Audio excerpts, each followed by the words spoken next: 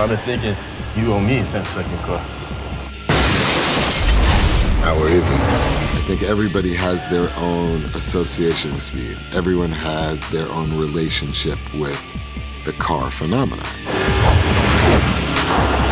The attraction to the Fast and Furious franchise began because a lot of people can relate to having a vehicle and wanting to press the gas on that vehicle and take that vehicle as far as they possibly could. It doesn't matter where you're from, what your background is. Speed in cars is universal. In this particular one, we're having more types of cars than we've had in any of the other ones before, and we've really embraced muscle cars, tuner cars, exotics. We have all kinds of vehicles. These are all the imports the city has at impound. Pick your poison.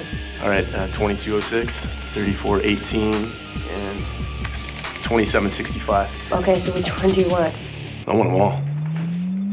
At the beginning of this film, one of the first cars you see is the Buick GNX, which Vin Diesel drives. Two of them were equipped with reverse body on the chassis for driving high speed in reverse. As a film viewer, I hadn't really seen too many 80s cars being brought back. So that choice for the GNX, it was spectacular. Wow. 900 horses of Detroit muscle. When I came into this franchise, you find out very quickly what's important to the fans, you know? And one of the things that always comes up is Dom's Charger. So to be able to bring it back, it has a lot of significance.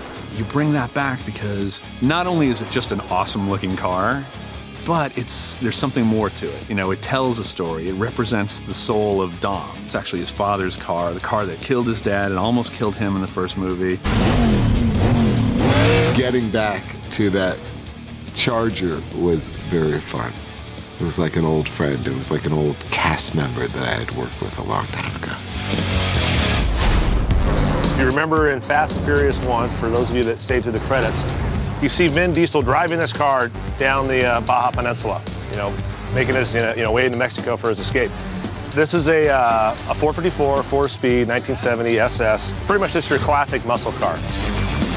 He starts off with a very original, clean, factory-appearing 7 Chevelle, and basically he disguises the car by primering the vehicle and basically transforms it into a race car.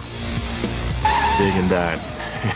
Because that's the way he likes it. He's the muscle car guy. Muscle beats import every time. You know what I'm saying? Every time. We'll see Brian in a Skyline, not the same Skyline, but a different Skyline. The first one I drive is a Nissan Skyline R34 and RB26 twin turbo, 2.6 liter. So a little bit of a nail biter. It was fun. That's it. How do you know? Because that's something I drive. And then I'm driving the new Subaru WRX STI, which is Subaru's latest and greatest. It's their best STI yet. I like it a lot. I'm just hoping they're gonna give me one. Torino's another great car. We really felt like as soon as you saw it, you got a sense of what Dom has to go against. Your car? It's Phoenix's car. When they told me I was going to be driving a 72 Gran Torino GT, I was like, all right, this is something that you haven't seen in any other Fast and the Furious. I think there's been an interesting relationship between the Fast and the Furious and the car culture. And they have relied on each other and they have taken from each other in a cool way.